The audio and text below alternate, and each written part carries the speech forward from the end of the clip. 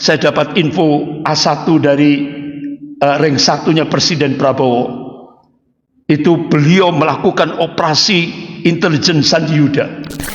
Ustadz Andri Kurniawan, seorang dai kontroversial, pengurus Majelis Syuro Aliansi Nasional Anti Syiah atau ANAS Pusat, sekaligus Ketua Dewan Dakwah Islamiyah Indonesia DDII Malang, Jawa Timur, baru-baru ini mengeluarkan statement tentang operasi militer rahasia Presiden Prabowo Subianto yang bernama Sandi Yuda.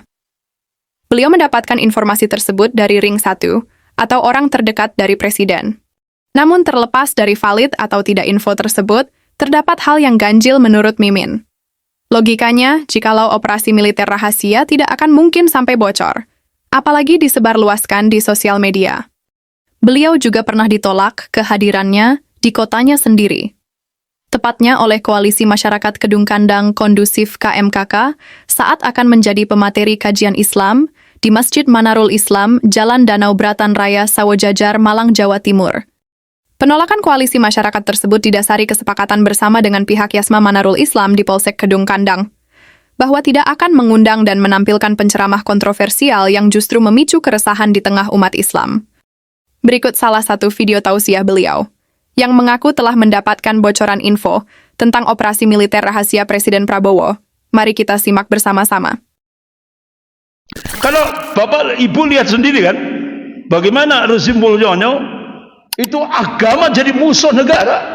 Sampai Menteri Pendidikan Pak Nadiem Makarim itu sampai ketika melonceng roadmap pendidikan nasional 2020-2035 sudah tidak ada lagi agama. Bahkan sampai Ketua Dewan Pembinaan Ideologi Pancasila minta kepada umat Islam se-Indonesia, ya kan, itu untuk meninggalkan Al-Quran dan hadis. Akhirnya nggak jadi 3 periode. Nggak jadi 3 periode. Bahkan sampai saya dapat info A1 dari ring satunya Presiden Prabowo, itu beliau melakukan operasi intelijen Sandi Yuda. Sampai akhirnya beliau pegang, sehingga akhirnya beliau rubah total, ya kan? Gebrakannya luar biasa itu Presiden Prabowo. Gebrakan pertama, beliau bubarkan tim kerja undang-undang Omnibus Law. Akhirnya buruh-buruh se-Indonesia sujud syukur. Gebrakan yang kedua dari Presiden Prabowo, hutang-hutang petani dan nelayan seluruh Indonesia dihapuskan. Kemudian gebrakan yang ketiga yang cukup mengagetkan, 300 jenderal yang selama ini diternak oleh Mr. Mulyono langsung didel, dicopot non-job. Luar biasa. Bahkan dulu jenderal yang benar-benar harum namanya dan benar-benar terintegritas, yaitu Jenderal Kunto, itu kan pernah memberikan statement, saya akan habisi PKI sampai seakar-akarnya. 1 minggu setelah itu langsung didel oleh Mr. Mulyono.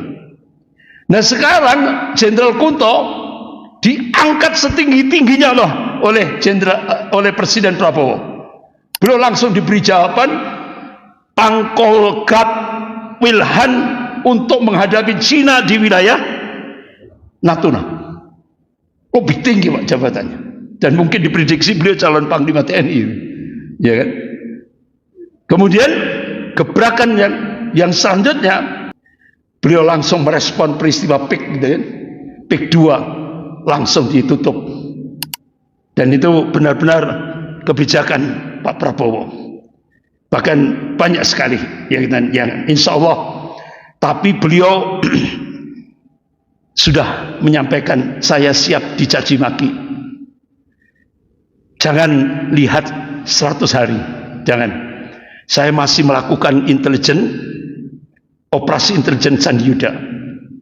Makanya kenapa kok Pak Prabowo masih jadi presiden, kok masih tindak ke Solo, ya kan?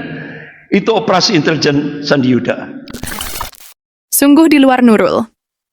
Kunjungan Presiden Prabowo ke rumah Bapak Jokowi adalah sekedar berkunjung untuk menyambung silaturahim, dan sama sekali bukan termasuk dari operasi Sandi Yuda, apalagi operasi militer rahasia, seperti yang Ustadz utarakan. Apakah salah? Seorang sahabat bertemu? Janganlah mencampur adukan antara fakta dan hoaks menjadi satu. Hal itu jelas merupakan fitnah jariah, dan Mimin yakin Pak Ustadz lebih paham akan hal itu. Tapi, bagaimana menurut kalian? Silahkan bersuara di kolom komentar. Terima kasih. Saya hanya ingin menyampaikan, buat saya, Prabowo Subianto itu sangat spesial. Saya sangat menghormati Pak Prabowo, sangat menghormati. Kalau dalam beberapa kesempatan Pak Prabowo beberapa kali menyampaikan bahwa beliau merasa sangat cocok, merasa sangat sayang dengan saya.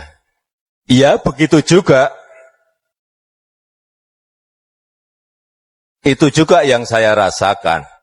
Di mana rasa kecocokan itu tumbuh karena apa? Karena saling rasa percaya.